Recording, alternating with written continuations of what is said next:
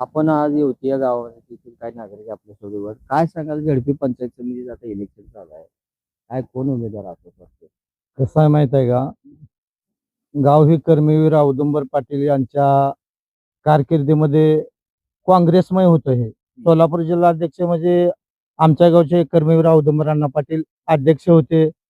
अधिक महाराष्ट्र साखर संघाचे अध्यक्ष होते. त्या काळात काँग्रेसच्या काळात विकास झाला. परंतु आता काय झालं, ते शरद बनसोडे आला आणि त्यांनी सांगितलं की बाबा हे गाव आम्ही दत्तक घेऊ, हे करू ते करू. पण ते बनसोडे साहेब एकदा येऊन गेलं, त्यांनी ते दुसरंच गाव दत्तक घेतलं. येवती गाव विकासापासून वंचित राहिलं. येवती गावात त्यांनी काही विकास दिलाच नाही किंवा केलाच नाही का? विकास केलाच नाही आणि त्यांनी तोंड बी दाखवलं नाही येवती गावाला. नंतर लोक सुज्ञ आहेत येवतीतली. काय झालं, राजू खरे नावाची व्यक्ती कधीच पाहिली नव्हती आणि कुठून आली काय आली त्याची पार्श्वभूमी माहित नव्हती. आम्ही त्यांच्या भूलथापांना बोललो. एक व्यक्ती असा होता गावातला, किडनी स्पेशालिस्ट होता. गेल्या गेल्या राजू खरेनं 50,000 रुपये दिलं. लोकांना वाटलं एका व्यक्तीला 50 देते म्हणल्यानंतर अजून किती लोकांची कामं ही राजू खरे करेल. माझं रान आहे येवती पापरी खंडाळी शिववर.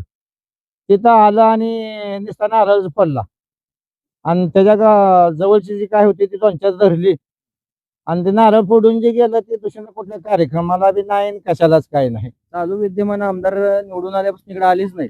युवतीला तोंडच दाखवलं नाही त्यांनी. गावचे विकास कामाचा काय प्रश्नाचं काय? विकास कामाला जर सांगायचं म्हणलं तर गावाला मशानभूमी नाही, मशानभूमीला जागा द्या म्हणलं तर शासनाची जागा असून काम खोळंबलं जातंय. एखादं संध्याकाळी पावसाळ्यात मयच झालं तर तिथं धन द्यायला जागा नाही. प्रत्येक गावातलं रस्तं बघितलं तर येवती गावात रस्ता असा आहे की 60-60 फूट रस्ता येतं, पण त्या रस्त्यावरनं चालता येत नाही असं रस्ता येतं. म्हणजे विकासच खोळंबला गेला एकंदरीत. मग आता येणाऱ्या काळात काय करावी जनता विचार करते. आणि दुसरी गोष्ट सांगायची म्हणलं तर आमचं पोलीस पाटील बी आता त्यांनी सांगितलं की भाजपानं आतापर्यंत जे काय लाडक्या बहिणी असतील की शेतकऱ्याला 2,000 असतील, मग आतापर्यंत 5-4 वर्ष झालं रेशन फुकट मिळलं जातं. आणि काँग्रेसच्या काळात काय होतं मला सांगा, पैसे घेऊन वेळच्या वेळी रेशन बी मिळत नव्हतं. आणि रेशन आता गेलं तर तुम्हाला सांगतो फुकट रेशन आहे. मग लोक म्हणते बाबा फुकट रेशन देत असताना सगळे सुविधा चांगल्या असताना काय बाकीच्या दुसऱ्याला काय करायचं आहे. तर एकमेव मोदींनी दगड जरी उभा केला तरी मोदीच म्हणून मत टाकणार. मग मला सांगा, तुम्ही आतापर्यंत सर्वे केलाय, त्यात तुम्हाला कसं वाटलं? म्हणजे सर्वे मध्ये साधारण काय वाटलं, माणसाच्या भूमिका लोकांच्या काय वाटल्या? तुमचं काय मत आहे ते मा- सांगा. माझं मत आहे बघा, आमचं मत जे काय ते आम्ही जाणून घेतोय, पण तुमचं मत काय आहे? लोकांचं मत आहे कमळच. गावाला कमळाकडून लीड मिळेल असं वाटतंय का मग? अहो, लीड मध्ये कसं आहे, गाव प्रत्येक वेळेस बदल करतंय त्यामुळं गेल्या वेळेला राजू खरेला दिलं तर आता राजू खरेचे कोण बी उभा राहिली किंवा त्यांचं पार्टी उभा राहिली तरी काय ती राजू खरेच्या बाजूने काय जाणार नाही. आणि माकड उड्या हाणणारी लोक लय आहेत. त्या पक्षात नाही त्या पक्षात, त्या पक्षात नाही ह्या पक्षात. अशांना बी जनता ओळखली जाते.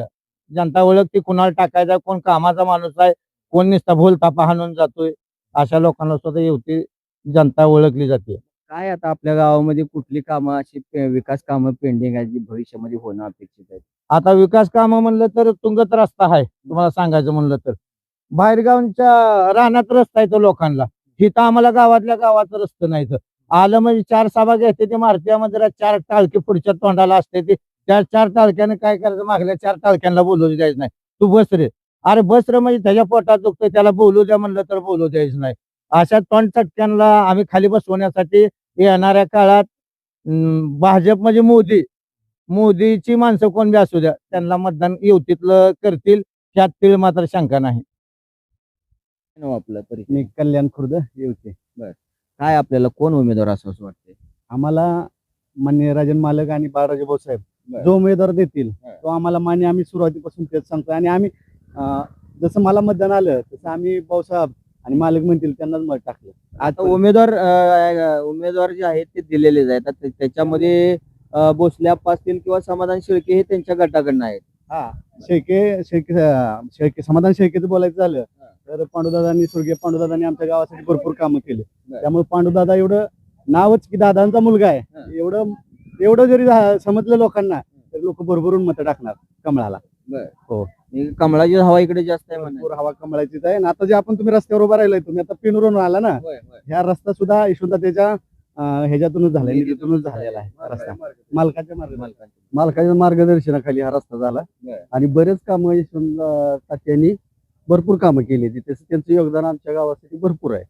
राजन मालकांनी जो उमेदवार दिलाय तो आम्हाला सगळ्या गावकऱ्यांना मान्य आहे आणि त्यांचं काम पण चांगलं आहे आणि समाधान शेळके यांना उमेदवारी दिलेली आहे.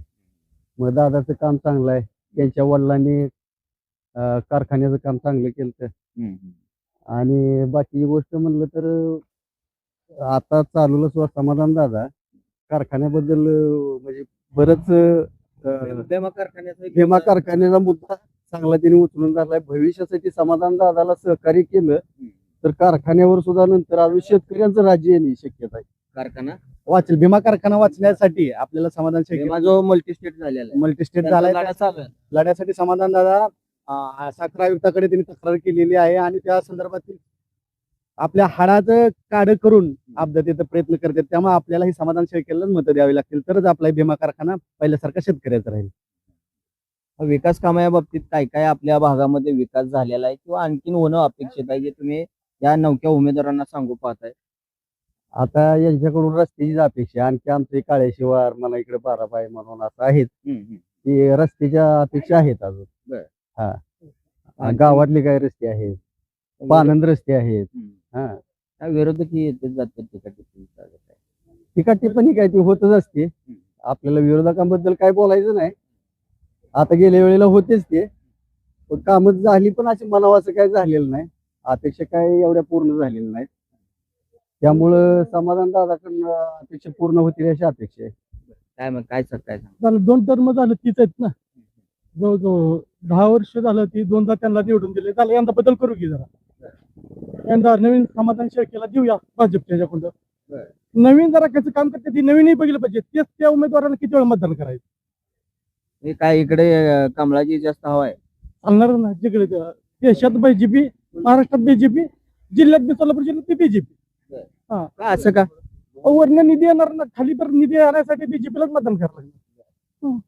काय म्हणतात तुम्ही? नाही, केंद्रात बीजेपी आहे, सगळीकडे बीजेपी आहे, मोहोळमध्ये पण बीजेपी आहे आणि आता बीजेपीची सीट बऱ्यापैकी लागणार. बीजेपी काय कालच्या इलेक्शन मध्ये सुद्धा बीजेपीला चांगल्या पद्धतीचं नगरपालिका असतील किंवा अन्य याच्यामध्ये सुद्धा चांगलं यश मिळाले. 100% यश मिळालं. त्यामुळे खाली सुद्धा आता पंचायत समिती झडपी मध्ये एकूणच चांगलं यश मिळालं. बीजेपी चालणार सगळीकडे. कारण लोकांच्या लक्षात येते ना सगळं की बाबा निधी यायचा झाला तर वरून खालीपर्यंत सगळं बीजेपी आहे, त्यामुळे द्यावं लागणार सगळं. आपल्या इथं खंडाळीचे जे आहे ते बीजेपीचे भोसले आप्पा म्हणून आहेत. सतीश आप्पा भोसले चांगले आहेत. काय मालकाच्या मार्गदर्शनाखाली चांगलं काम करतात. पहिल्यापासून त्यांचे म्हणजे पाहुणपणा असो किंवा गावातल्या सुधारणा असो चांगल्या प्रकारे करतात ते पण. त्यामुळं ती पण निवडून येणार आणि समाधान दादा दोन्ही पण सीट लागणार. युतीमधील काही दुकानदार आपल्यासोबत काय वाटतं आपल्याला? पंचायत समिती आणि झेडपीचं इलेक्शन चालू आहे, आता जे कोण उमेदवार असं वाटतं? विजयराज डोंगरे असं वाटतं जिल्हा परिषदेला आणि पंचायत समितीला गणेश मुळे. का तुम्हाला वाटतं? कारण बीजेपीपर्यंत काही कार्यच नाही बिगर आयत्या पिठर रेकडे वाढायला त्या औषधी त्यांचं काय आजपर्यंत कार्यच नाही. गावाला आजपर्यंत त्यांनी जास्त अडवला होता. आता हे कोणाच्या मोर केला आणि केला म्हणून सांगते. काय विकास कामाच्या बाबतीत काय सांग? विकास विजयराज दादांनी आजपर्यंत गावाला भरपूर दिलंय, तसं कमळवाल्याने गावाला आजपर्यंत काहीच दिलं नाही. काय विकास निधी दिला तुम्हाला? डांबरी दिला, परत गावात भरपूर गावातले रस्ते दिले, तर तुंगदिवती रस्ता दिलाय, पुढं राहिलेला 1.5 किलोमीटर मुरबीकरण दिलाय. तसं यांचं काहीच नाही गावात. नाही सभापती म्हणून त्यांना या भागामध्ये ते निवडूनच दिलं होतं, त्यामुळे साहजिकच आहे त्यांच्याकडनं विकास. सभापती झाला, पण आजपर्यंत येवती गाव ही राजन पाटलाच्या मागच होतं. बीजेपीच्या मागं राजन पाटील आधी होते त्यांच्या मागच होतं. मग त्या आजपर्यंत त्यांचा विकास दिसत नाही ना गावात. गाव तेल असल्यामुळे गावाकडे ध्यानच नाही त्यांचं. खास शेतकऱ्यांच्या सेवेसाठी समृद्धी ॲग्रोवेट घेऊन येत आहे. सर्व्हिस, क्वालिटी आणि सॅटिस्फॅक्शन. आमच्याकडे श्रमात बचत करण्यासाठी समृद्धी सिंगल व डबल पॉवर दूध काढणी यंत्र उपलब्ध. जनावरांच्या पोषक चाऱ्यासाठी समृद्धी कडबा कुट्टी यंत्र, तेही फायदेशीर. घरच्या घरी दळण दळण्यासाठी 0% मेंटेनन्स असणारी समृद्धी ॲग्रोवेट पिठाची गिरणी आजच घेऊन जा. त्याचबरोबर सर्व प्रकारचे पंप, चार्जर पंप दुरुस्तीसह उपलब्ध. यासाठी लागणारे सर्व प्रकारचे व्ही बेल्टही उपलब्ध. PVC फिटिंग उपलब्ध. समृद्धी रबर मॅटमुळे गायींना खुराचे आजार, उठ बस करण्यास सुलभ किंवा गोचीड व सडांच्या आजारापासून सुटका करते. यामध्ये समृद्धी ॲग्रोवेट प्लस समृद्धी ॲग्रोवेट इंटरलॉक रबर मॅट उपलब्ध. रोग व बजाज फायनान्स उपलब्ध. डेअरी फार्म इक्विपमेंटमध्ये कॅन, फायबर, पाट्या, पाण्याचा जार, जनावरे व शेतीसाठी लागणारे सर्व साहित्य उपलब्ध. विश्वासू व खात्रीशीर खरेदीसाठी आजच भेट द्या समृद्धी ॲग्रोटेकला. आमचा पत्ता Narute complex, Samarth Nagar, Kurul road, Mohol. Mobile number 9766 80 11 24, 88 30 37 21 64.